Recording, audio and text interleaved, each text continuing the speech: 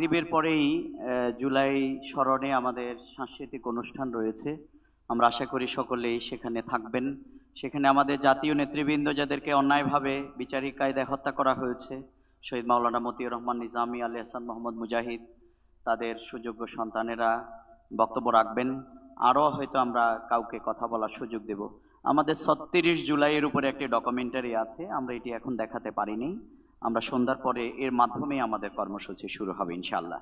সে পর্যন্ত আপনারা থাকবেন। এই পর্যায়ে সভাপতির বক্তব্য রাখার জন্য অনুরোধ করছি বাংলাদেশের গণমানুষের প্রিয় কাফেলা, বাংলাদেশ জামাত ইসলামের কেন্দ্রীয় নির্বাহী পরিষদের অন্যতম সদস্য, বাংলাদেশ ইসলামী ছাত্র শিবিরের সাবেক সংগ্রামী কেন্দ্রীয় সভাপতি, ঢাকা মহানগরী উত্তরের সংগ্রামী আমির জননেতা জনাব মোহাম্মদ সেলিম উদ্দিন এখন সভাপতির বক্তব্য রাখবেন। আসসালামু আলাইকুম রহমতুল্লাহি ওয়া বারাকাতুহু। জুলাই শহীদ পরিবার এবং জীবন্ত শহীদ ভাইদেরকে নিয়ে আয়োজিত, ভাই বোনদেরকে নিয়ে আয়োজিত আজকের এই আলোচনা সভা ও মত বিনিময় অনুষ্ঠানের সম্মানিত মাননীয় প্রধান অতিথি, বাংলাদেশের ফ্যাসিবাদ বিরোধী আন্দোলনের অন্যতম লড়াকু অগ্রপথিক এবং জুলাই বিপ্লবের অন্যতম সেনানায়ক, যিনি সার্বক্ষণিক এই আন্দোলনকে, এই বিপ্লবকে মনিটরিং করেছেন, প্রয়োজনীয় সহযোগিতা করেছেন, পরামর্শ দিয়েছেন, আমাদের এই বাংলাদেশের আধিপত্যবাদ বিরোধী আন্দোলনের অন্যতম সিপাহসালার মজলুম সম্পাদক, আমার দেশ পত্রিকার সম্পাদক জনাব ডক্টর মাহমুদুর রহমান সাহেব, অন্যান্য নেতৃবৃন্দ, শহীদ পরিবারের সদস্যবৃন্দ, পিতামাতাবৃন্দ এবং আহত ভাই বোন যারা এসেছেন, সাংবাদিক বন্ধুগণ, আমি সর্বপ্রথম প্রধান অতিথিকে ধন্যবাদ জানাই। মাত্র 5 দিন আগে তার মমতাময়ী মাকে তিনি হারিয়েছেন। তিনি এখনও শোকাহত। আমি গতকালকে বা পরশু যখন তাকে ফোন করেছি, প্রথমে রাজি হচ্ছিলেন না, কিন্তু আমি একটু প্রেশার দিয়েই বলছিলাম যে এখানেও শহীদের মা বাবারা আসবেন, আপনিও শোকাহত, এখানে শোকাহত অনেক পরিবার আসবে। বোধহয় এই কথাটা বলার পরে উনি আটকে গিয়েছিলেন এবং উনি শেষ পর্যন্ত সম্মতি দিয়েছিলেন এবং আজকে তিনি উপস্থিত হয়ে আমাদেরকে ধন্য করেছেন। এই জন্য তাকে ধন্যবাদ জানাচ্ছি। তার মমতাময়ী মা, আমাদের সকলের খালাম্মা, তিনি একজন লড়াকু সৈনিক ছিলেন, তিনি একজন জুলাই যোদ্ধা ছিলেন, তিনিও ফ্যাসিবাদ বিরোধী আন্দোলনের অন্যতম অগ্র সেনানী ছিলেন। তার সর্বশক্তি দিয়ে এই বাংলাদেশের পরিবর্তনের জন্য তিনি চিন্তা করতেন। তার সুযোগ্য সন্তানকে তিনি আশ্রয় দিতেন, দোয়া করতেন এবং তার পথ চলাকে যিনি সহযোগিতা করেছেন, শানিত করেছেন, সেই মমতাময়ী মা অধ্যাপিকা মাহমুদা বেগম তিনি চলে গিয়েছেন। আজকের এই প্রোগ্রাম থেকে আমরা দোয়া করি আল্লাহ তাকে যেন জান্নাতুল ফেরদাউস নসিব করেন। সম্মানিত উপস্থিতি, জুলাই আন্দোলন শুরু হওয়ার পর আমি সংক্ষেপে 1 মিনিটে একটু ইতিহাস বলতে চাই। 17ই জুলাই আমাদের বর্তমান আমিরে জামাত ডাক্তার শফিকুর রহমান সাহেব, তার আগেই বোধহয় জুলাইয়ের শুরুর দিকে তিনি সৌদি আরব এবং টার্কি সফরে গিয়েছিলেন। 17 জুলাই ভোরে তিনি ঢাকায় ফিরেন এবং মাগরিবের পরে তিনি গোটা আন্দোলন পর্যালোচনা করার জন্য আমাদেরকে মিরপুর ডিএইচএসি একটা বাড়িতে মিটিংয়ের আহ্বান জানান। আমরা রওনা দিচ্ছি, তখন জানতে পারলাম যে ডিবি অলরেডি সেই বাড়িটি ঘেরাও করে ফেলছে। আমাদেরকে বলা হলে আপাতত আশা লাগবে না, আমরা যার যার গন্তব্যে চলে গেলাম। রাত 12টায় একটা অ্যাম্বুলেন্স নিয়ে ওনার পিএস সহ তিনি আমার বাসায় যান। এরপর আমাকে বাসা থেকে উঠে এনে আমাদের বর্তমান সেক্রেটারি জেনারেল অধ্যাপক মিয়া গোলামপুরের বাসায় আসেন। সেখানে আরও 2-3 জন ছিলেন। আমরা কয়েকজন মিলে সেখানে ওনার বক্তব্য শোনার জন্য অপেক্ষা করলাম। তিনি বললেন, দেখো, এবারের আন্দোলনের পরিণতি কী হবে আমি জানি না, তবে এই আন্দোলনকে, যেটা মাহমুদ ভাই একটু বললেন, দলীয় বিবেচনায় কেউ নিবা না। এখানে যারাই শহীদ হচ্ছে, আহত হচ্ছে, এরা সবাই আমাদের শহীদ, এরা সবাই আমাদের আহত, এটা দেশের সম্পদ। এটা জামাত বা কোনো দলগতভাবে বিষয়টাকে বিবেচনা করবা না। সাথে সাথে তিনি বললেন যে আমাদের তো সামর্থ্য সীমিত, তারপরও যারা এই পর্যন্ত শহীদ হয়েছে তাদের প্রত্যেকের বাসায় 50,000 টাকা করে পৌঁছে দাও। ভোরবেলা তিনি ফোন করলেন যে না, এটা একটু বেশি কম অ্যামাউন্ট হয়ে যায়, তোমরা 1 লাখ টাকা করে পৌঁছে দাও। তার কয়েকদিন পরে তিনি বললেন যে আরো 1 লাখ টাকা করে পৌঁছে দাও। আমরা চেষ্টা করেছি, যাদেরকে খুঁজে পেয়েছি, আমাদের এখানে প্রায় 250 বা তার চেয়ে একটু বেশি শহীদ আমরা খুঁজে পেয়েছি। সেই পরিবারগুলিতে আমরা যাওয়ার চেষ্টা করেছি, শুধুই একবারে না, বিভিন্ন ঈদে বিভিন্ন সময়ে আমিরে জামাত এতেকাফ থেকে বের হয়ে প্রথম যে বাড়িগুলিতে সাক্ষাৎ করতে গিয়েছিলেন সেগুলো হলো শহীদ ফ্যামিলি। তিনি আগে তার পরিবারের সাথে সাক্ষাৎ করেন নাই, আগে শহীদ পরিবারের সাথে সাক্ষাৎ করেছেন। তা আমরা ঠিক একইভাবে আহত ভাইদেরকেও সাধ্যমতো হসপিটালগুলোতে আমরা কথা বলেছি, সরাসরি গিয়েছি, ফোনে কথা বলেছি। আমরা দায়িত্ব নিয়েছি যে আপনারা এই পরিবারগুলোর কাছ থেকে কোনো টাকা নেবেন না, যদি আপনারা ফ্রি করতে পারেন ভালো, আর যেটা ফ্রি করতে পারবেন না, আপনাদের ক্যাপাসিটিতে কোলাবে না, সেটা জামাত ইসলামী দায়িত্ব নিল। এভাবে করে আহতদের চিকিৎসার জন্য আমরা তাৎক্ষণিকভাবে পাশে দাঁড়িয়েছি। সেই থেকে এই পর্যন্ত আমরা চেষ্টা করেছি আমাদের শহীদ পরিবারের পাশে থাকার জন্য।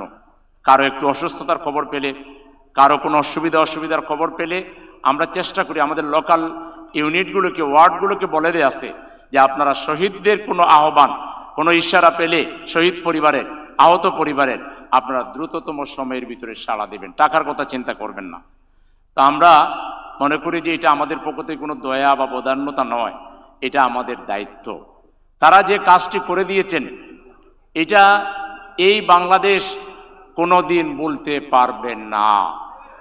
আজকে তাদেরকে তো বিচারের জন্য আর্তনাদ করার কথা ছিল না, তাদের সিকিউরিটির জন্য সরকারের কাছে দাবি করার কথা ছিল না, তাদের চিকিৎসার জন্য সরকারের কাছে কথা বলার দরকার ছিল না। আমি অন্তত আশা করেছিলাম আমাদের প্রফেসর ইউনূস সাহেবের সরকার সবার আগে সবচাইতে গুরুত্ব দিবে এই শহীদ পরিবার এবং আহত পরিবারের দিকে। তাদের জন্য একটা ভালো চিকিৎসার ব্যবস্থা করবে, একটা আন্তর্জাতিক মানের হাসপাতাল প্রতিষ্ঠা করবে। আমরা বাজেটে দেখলাম বিরাট বাজেট নেওয়া হলো, শুনতেছি কিছু দেওয়াও হয়েছে, কিন্তু কিছু কেন, সকল শহীদ পরিবারের কাছে এই 5ই আগস্টের মধ্যে বাজেটের নির্ধারিত যে টাকা, এটা তাদের বাড়িতে যাইয়া পৌঁছাইয়া দিতে হবে। আহতদেরকে এখনো কেন চিকিৎসার জন্য কাতরাতে হবে? তাদের লিস্ট করে যারা সিভিয়ার পেশেন্ট তাদের বিদেশ পাঠান, আর যারা দেশের সম্ভব তাদেরকে ভালো হাসপাতালের সরকারি ব্যবস্থাপনায়, এটার জন্য কেন একটা টিম করতে পারছেন না? সরকারের কি লোকের অভাব?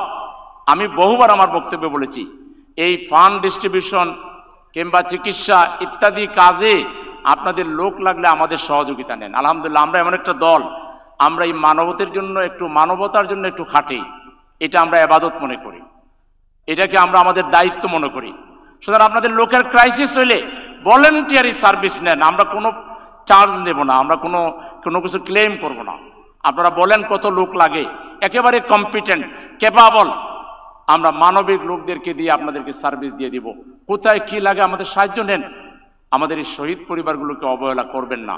কিছু রাজনৈতিক দলের নেতা কর্মী 24কে টিটকারি মারেন, টিজ করেন, আন্ডারমাইন্ড করেন, আবার ক্ষমতায়ও যেতে চান। 24কে যারা টিজ করবে, আন্ডারমাইন্ড করবে, 24-এর দিকে যারা আঙ্গুল উঠাবে, তাদের পরিণতি ফ্যাসিবাদীদের পরিণতি হবে, অন্য কোনো পরিণতি হবে না। অবশ্যই 71 আমাদের গর্বের দন, 71কে আমরা স্যালুট জানাই, 71-এর শহীদদেরকে আমরা মর্যাদা দেই, 71-এর বীর সেনানীদেরকে আমরা সমীহ করি, শ্রদ্ধা করি। কিন্তু তার মানে এটা নয় যে 24কে আমরা আন্ডারমাইন্ড করব, 24কে আমরা অবহেলা করব, 24কে আমরা বৃদ্ধাঙ্গুলি দেখাবো, ছাত্রদেরকে আমরা বলবো এরা আন্ডারে, এরা কি বুঝে? এরা যদি না বুঝতো, এরা বুঝে না বলেই জীবন বাজি রেখে বুলেটের সামনে দাঁড়িয়ে তারা চোখের সামনে তার বন্ধু হারিয়ে গেছে, কিন্তু তারপর সামনের দিকে এগিয়ে গেছে। ওই সরকারের চোর মন্ত্রীটাকে, হোম মিনিস্টারকে একজন ফোন করছিল না, পুলিশ অফিসার, স্যার একটা মারি তো একটাই মরে, আর তো কেউ নড়ে না। এইটা তো আমরা রাজনৈতিক দল দেখাইতে পারি না, এটা তো সত্য। অনেক রাজনৈতিক দল প্রোগ্রাম ডেকে পালাই চলে গেছেন, এটাও তো সত্য। সুতরাং 24কে অনন্য মর্যাদায় রাখতে হবে, মাথায় তুলে রাখতে হবে। আমাদের মাতার তাজ, এরা আমাদের জাতির আগামী দিনের অনুপ্রেরণার উৎস। এই 24 কখনো ভোলা যাবে না। আমি সরকারের কাছে জোর দাবি জানাচ্ছি যে আগামী 5ই আগস্টের মধ্যে আমাদের শহীদ পরিবারের জন্য একটা আইন করেন আপনারা, সুরক্ষা আইন। কেন একটা শহীদ পরিবারের মেয়ে ধর্ষিতা হলো, এই দায়িত্ব সরকার নিতে হবে না? এই ব্যর্থতায় গোটা জাতির, রাজনৈতিক দলগুলোর। আজকে আমাদের বিভেদের সুযোগে 24কে খান খান করে দেওয়ার চেষ্টা করা হচ্ছে। সাময়িক হয়তো 24-এর যোদ্ধারা একটু দূরত্ব তৈরি হয়েছে, কিন্তু ফ্যাসিবাদ যদি আবার এখানে মাথা চালা দেওয়ার চেষ্টা করে 24-এর যোদ্ধাদের আবার রক্ত ফিনকে দিয়ে উঠবে। এবং আগের যে বিপ্লব তার চাইতেও অনেক ব্যাপক মাত্রার বিপ্লব বাংলাদেশে সংগঠিত হবে এবং কিয়ামত পর্যন্ত ফ্যাসিবাদের কবর রচনা করা হবে। এটা মনে করবেন না যে আমরা যে বলে গেছি। ফ্যাসিবাদীরা এবং নব্য ফ্যাসিবাদীরা এবং ফ্যাসিবাদের দোসররা যে যেখানেই থাকুন না কেন, আপনাদের আস্ফালন জুলাই যোদ্ধাদের কাছে টিকবে না। আপনারা নথি স্বীকার করতে বাধ্য হবেন ইনশাআল্লাহ। আমি আজকে আপনারা কষ্ট করে আসার জন্য শহীদ পরিবারকে আমার অন্তরের অন্তঃস্থল থেকে শ্রদ্ধা জানাই, সম্মান জানাই। আমরাও যে খুব বেশি আপনাদের খবর রাখতে পারি এটা না, আমরাও নানা ব্যস্ততা, আমাদেরও নানা সীমাবদ্ধতা আছে। আমরা রাজনীতি করি, অনেক কাজ আমাদেরকে করতে হয়। তবে আমরা আশ্বস্ত করছি, আমরা কোনোদিন আপনাদেরকে ছেড়ে যাব না। কিয়ামত পর্যন্ত যতদিন এদেশে ইসলাম থাকবে, ইসলামী আন্দোলন থাকবে, জামাতে ইসলামী থাকবে, আমরা আপনাদের সাথে থাকব। আর আল্লাহ যদি আমাদেরকে ক্ষমতার জন্য কবুল করেন, তাইলে সবার আগে এই শহীদ পরিবার, আহত পরিবারকে আমরা এমন উন্নত মর্যাদা প্রদান করব, যার ফলে ভবিষ্যতে তরুণ সমাজ, যুব সমাজ এই দেশের জন্য, ইসলামের জন্য রক্ত দিতে তারা আরো উজ্জীবিত হবে ইনশাআল্লাহ। আমরা আপনাদের জন্য সর্বোচ্চ মর্যাদার আসন তৈরি করব ইনশাআল্লাহ।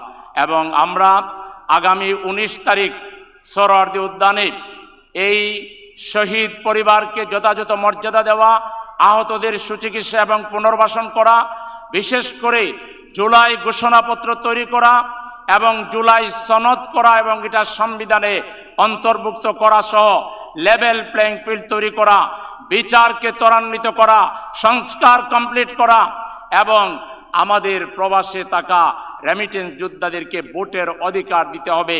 আফ্রিকার জঙ্গলে যদি বাংলাদেশের কোনো নাগরিক থাকে, তাকে ভোটের অধিকার দিতে হবে। এই ব্যাপারে কোনো গড়িমসি এবার চলবে না। নির্বাচন কমিশন আমাদেরকে ওয়াদা দিয়েছেন, আমাদের মাননীয় প্রধান উপদেষ্টা মহোদয় আপনিও ওয়াদা দিয়েছেন, এই ওয়াদা লঙ্ঘন করা চলবে না। আমাদের 7 দফা দাবিতে আগামী 19 জুলাই সোহরাওয়ার্দী উদ্যানে দাঁড়িপাল্লার বিপ্লব হবে ইনশাআল্লাহ। আগামীর বাংলাদেশ কারা চালাবে তার একটা রিহার্সেল আগামী 19 তারিখ সোহরাওয়ার্দী ময়দানে ইনশাআল্লাহ অনুষ্ঠিত হবে। সেই প্রোগ্রামে আমরা শহীদ পরিবারকে, আহত পরিবারকে, আজকের শ্রোতা মণ্ডলীকে দাওয়াত দিচ্ছি। আপনারা আসবেন তো ইনশাআল্লাহ? আপনাদের সবাইকে দাওয়াত দিয়ে আজকে আসার জন্য আবারও আন্তরিকভাবে ধন্যবাদ জানিয়ে, মোবারকবাদ জানিয়ে আমি আমার কথা এখানে শেষ করছি। আমাদের এই অধিবেশন এখানে শেষ হচ্ছে। এরপরে আমাদের তৃতীয় অধিবেশন, আপনারা জানেন সকালে এখানে 5টা হল আছে। এই 5টা হলে জামাত ইসলামী ঢাকা মহানগরী উত্তরের 11,500 রুকুন, আমাদের সেই 11,500 রুকুনের সম্মেলন এখানে হয়েছে। তার মধ্য থেকে প্রায় 10,500 উপস্থিত ছিলেন, 1,000 নানা কারণে ছুটি ছিলেন। এখানে সকাল 9টা থেকে 1টা পর্যন্ত এই প্রোগ্রাম হয়েছে। তারপরে দ্বিতীয় অধিবেশনের 3:30টা। এখানে আমরা দলীয় কর্মীদেরকে দাওয়াত দেইনি, আমরা শহীদ পরিবারকে, আহত পরিবারকে এবং কিছু সুধী মণ্ডলীকে দাওয়াত দিয়েছিলাম। আর থার্ড প্রোগ্রাম হলো আমাদের শহীদদের জীবনের উপরে নানা ডকুমেন্টারি এবং কালচারাল অনুষ্ঠান আছে। আপনারা সবাই মাগরিবের নামাজ পড়ে সে অনুষ্ঠানে অংশ নেবেন, এই আশাবাদ ব্যক্ত করে সবাইকে আবারও ধন্যবাদ জানিয়ে আমার কথা এখানে শেষ করছি। আসসালামু আলাইকুম ওয়া রাহমাতুল্লাহি ওয়া বারাকাতুহু।